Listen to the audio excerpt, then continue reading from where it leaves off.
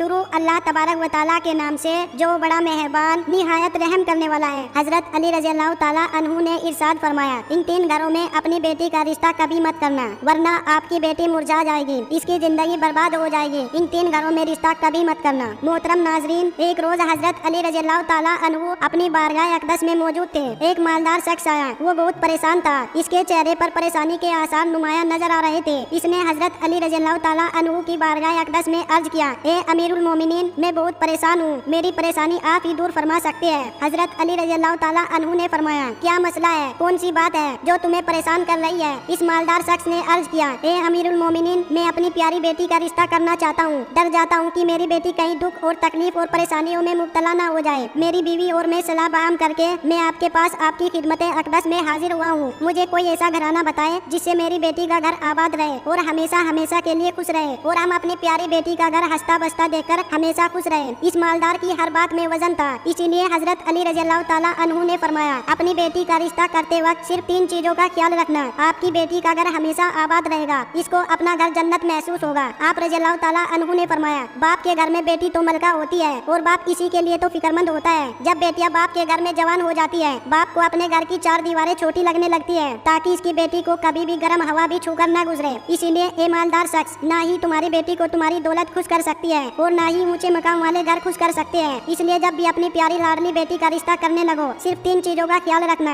आपकी बेटी का घर आबाद हो जाएगा, वह बहुत खुश रहेगी। मालदार शख्स ने अर्ज किया, या अमीरुल मोमिनीन, वो कौन सी 3 चीजें हैं या कौन से अमल है जिन पर अमल करके हम अपनी बेटी का रिश्ता करें? हजरत अली रज़ी अल्लाह तआला अन्हु ने फरमाया, ए मालदार शख्स, याद रखना, अपनी बेटी का रिश्ता इस जगह पर इस घर में न करना जहाँ जिस घर में घर के फैसले औरतें करती हो, मर्द इस औरत के फैसले पर अमल करते हो। अपनी बेटी का रिश्ता कभी भी ऐसे घर में न करना, वरना आपकी बेटी का घर बसने से पहले ही उजड़ जाएगा, आपकी बेटी की दुनिया बर्बाद हो जाएगी। नाज़रीन, और हमने ये देखा है कि जब बेटियों के रिश्ते टूटते हैं तो जितनी भी हसीन लड़की क्यों ना हो, वो इस दुनिया में बेनाम हो जाती है। इसको ना घर वालों से प्यार मिलता है, ना मायके वालों से प्यार मिलता है, और मायके वालों पर और अपने शोहर पर खुद को बोझ समझने लग जाती है। और ऐसा हमने देखा है, भाइयों ने भी बहन को बोझ करार दिया है। ऐसे कई घर है जो हमने अपनी आंखों से देखे हैं। इनको हर छोटे बड़े ताने देते हैं, ना इस बच्ची को दिन को सुकून होता है और ना रात को राहत की नींद आती है। वो माँ बाप को देखती है तो वो इसी फिक्र में रहती है कि मेरी वजह से मेरा मायका यानी माँ बाप बहन भाई पूरा घर परेशान है, और वो और घुट घुट कर मरना शुरू हो जाती है।